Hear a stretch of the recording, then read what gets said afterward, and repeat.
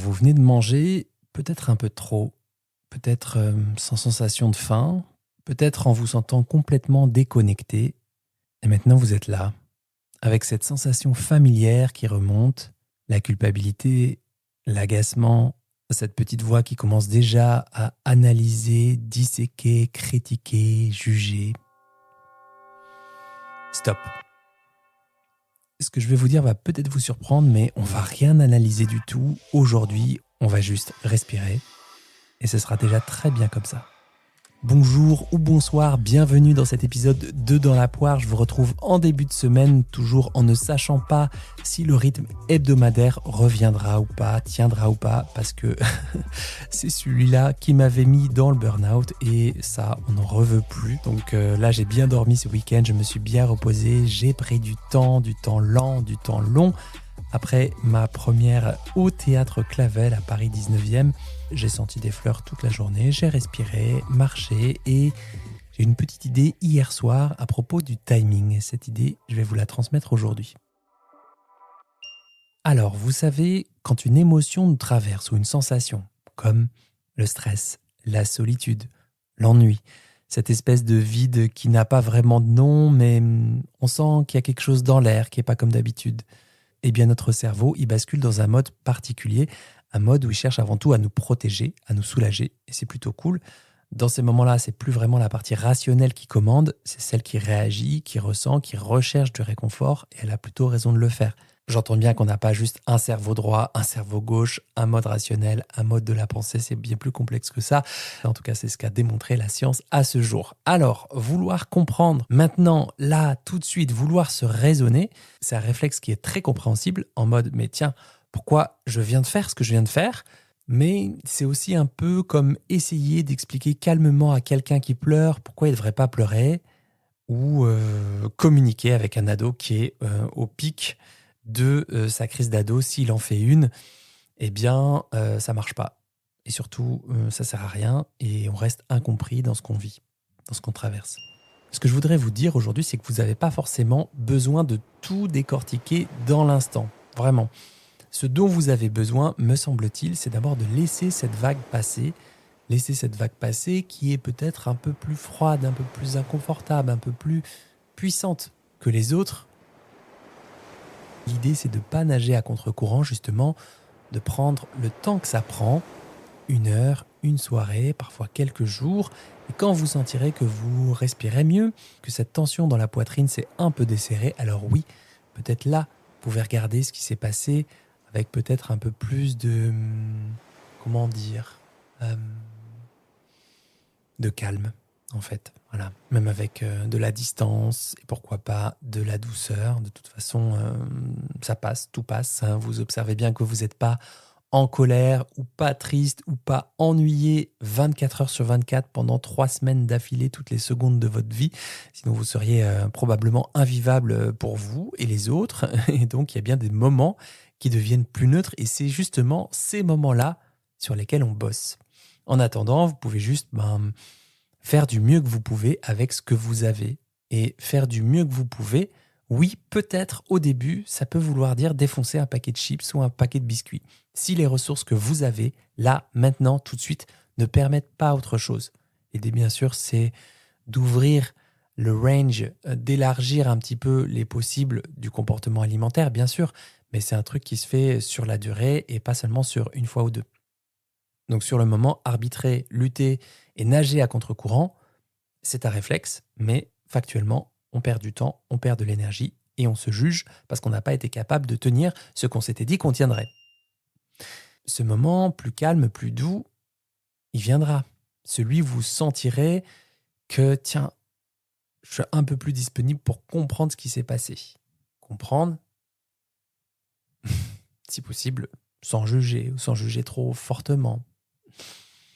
Et là, peut-être que vous pourrez vous demander, avec curiosité, tiens, qu'est-ce qui se passait dans ma journée, dans ma tête, dans mon cœur, juste avant ?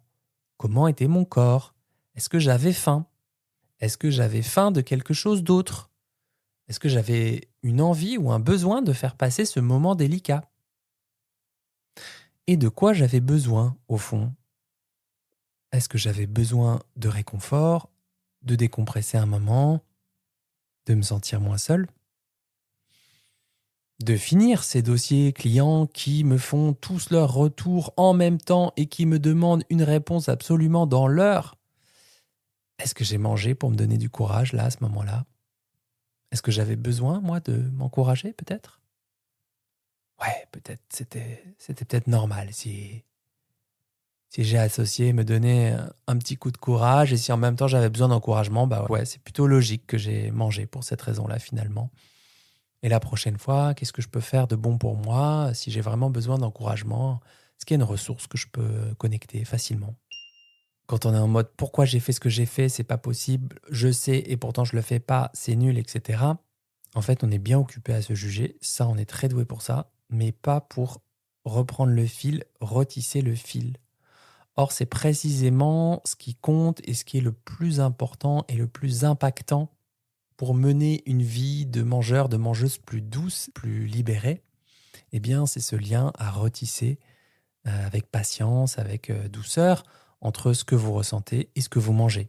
Ça aussi, ça fait partie de la compétence émotionnelle. Je vous le répète une énième fois, ce qui s'est passé aujourd'hui ne vous définit pas. Ce qui compte, c'est ce que vous choisissez d'en faire. Vous n'êtes donc pas une mauvaise personne parce que vous avez fait du mieux que vous avez pu. Voilà, je termine par un petit partage perso qui me vient en tête là. Euh, Pendant un stage, euh, un des 2 stages obligatoires du BTS, j'ai eu une tutrice de stage qui était assez méprisante, assez humiliante, assez mauvaise en fait envers moi.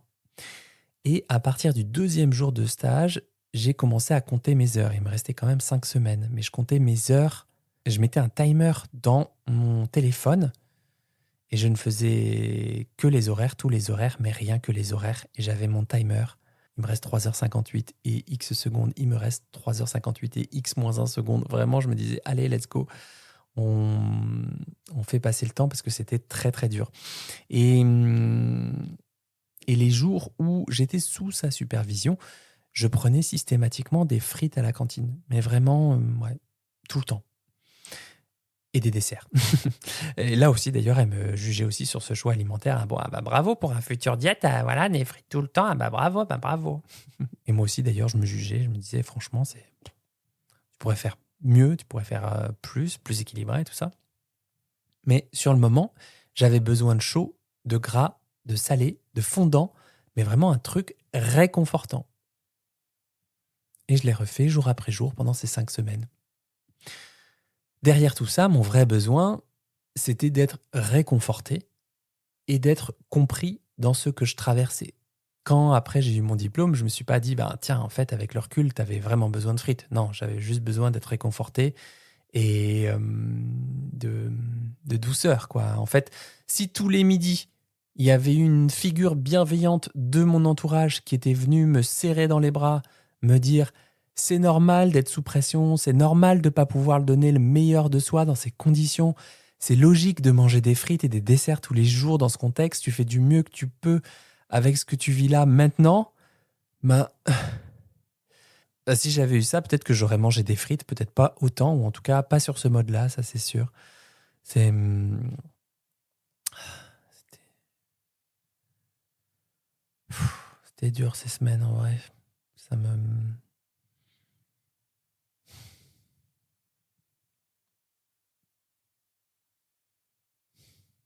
ouais, en fait, j'en parle jamais, donc ouais, ça me remonte, ouais, une émotion de tristesse, ouais, on pourrait dire ça. Tristesse pour ce Charlie qui avait tout donné dans son BTS et qui avait failli arrêter ses études à cause de cette personne et qui avait voulu vraiment se dire c'est pas possible, j'y retourne plus, quoi, c'est dégueulasse, ça se fait pas de traiter les gens comme ça. Et j'avais failli arrêter, quoi, vraiment. Et bon, finalement, je me suis accroché, je me suis dit allez, vas-y, euh, euh, trace, quoi, enfin, fais ce qu'il y a à faire. Fais ce qu'il y a à faire, tu vas pas te laisser prendre tes 2 ans de reconversion et tout ce que tu traverses à cause de cette personne. Donc finalement, j'avais réussi à serrer les dents, mais j'aurais bien aimé connecter d'autres ressources de douceur bien avant ça.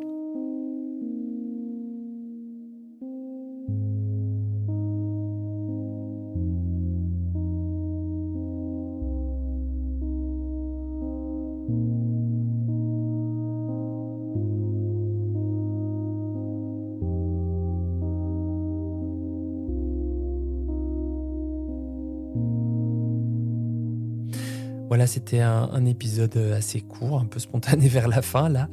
Donc à retenir pour bosser de manière utile sur les sensations et les émotions, eh bien peut-être dans un premier temps de pas forcément chercher à tout comprendre sur le moment, tout analyser, tout trouver, le pourquoi du comment. Et peut-être dans un second temps, pour vous entraîner, eh bien bosser sur une émotion désagréable, inconfortable, mais qui est à hauteur de 4 ou 5 sur 10 en termes d'intensité. Ça, c'est ce qu'on appelle le sweet spot émotionnel. En gros, vous imaginez que vous apprenez le piano, vous n'allez pas commencer par du Rachmaninoff, un grand jour de fatigue. Vous allez choisir un morceau à votre niveau, un moment où vous êtes disponible et concentré. Donc le sweet spot, c'est ça, c'est cette zone où vous sentez quelque chose d'inconfortable, un peu d'anxiété, une pointe de tristesse, une irritation légère, mais où vous gardez encore l'espace mental, où vous pouvez encore observer sans être totalement emporté par l'émotion. Par exemple, vous êtes un peu stressé par une deadline, genre niveau 4 sur 10, c'est important mais pas non plus crucial.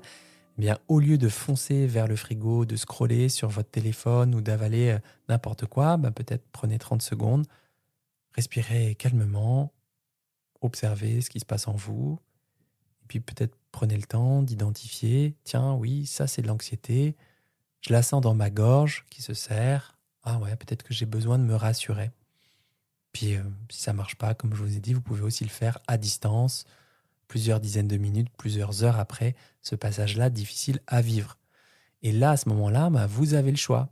Bien sûr que vous pouvez aller manger, c'est pas le sujet, mais vous pouvez aussi faire un thé, appeler un ami ou juste vous dire, tiens, ouais, cette anxiété, salut à toi, t'as le droit d'être là, je te laisse être là. Et c'est ça aussi, la compétence émotionnelle, c'est faire une pause au bon moment dans les instants du quotidien où on peut encore choisir notre réponse. Et petit à petit, cette capacité d'observation bienveillante, bien sûr, elle va grandir, elle va devenir plus solide. Et quand les gros orages émotionnels arriveront, eh bien, vous aurez déjà 2-3 repères et vous vous sentirez peut-être plus solide pour traverser ces épisodes orageux. Si c'est votre problématique et que vous ne vous en sortez pas, faites appel à un pro de santé formé sur ces questions. J'ai moi-même ouvert 2 nouveaux créneaux en consultation 100% visio, donc ne restez pas tout seul, toute seule dans votre coin. Je vous mettrai le lien en description de cet épisode. Voilà, si ce Dans la poire vous a apporté quelque chose, un peu de réconfort, une perspective différente ou juste le sentiment de ne pas être seul dans tout ça, eh bien j'ai une petite faveur à vous demander. Prenez 20 secondes pour laisser un avis sur Apple Podcasts, sur Spotify ou la plateforme sur laquelle vous m'écoutez. Pourquoi ? Eh bien parce que ces petits gestes aident d'autres personnes qui vivent les mêmes difficultés que vous à tomber sur ce podcast, sur ce contenu. Quelqu'un qui en ce moment même cherche des réponses, qui se sent perdu avec son alimentation et qui a peut-être besoin d'entendre qu'il y a une autre voie possible. Et si vous voulez aller plus loin, vous savez où me trouver sur Instagram, en consulte, sur Substack, dans ma newsletter, où vous pouvez trouver mon cookbook de recettes pour étirer l'été. Et moi, je vous souhaite une belle journée, belle semaine, un bel appétit de vivre et surtout à très bientôt pour un nouvel épisode de Dans la poire.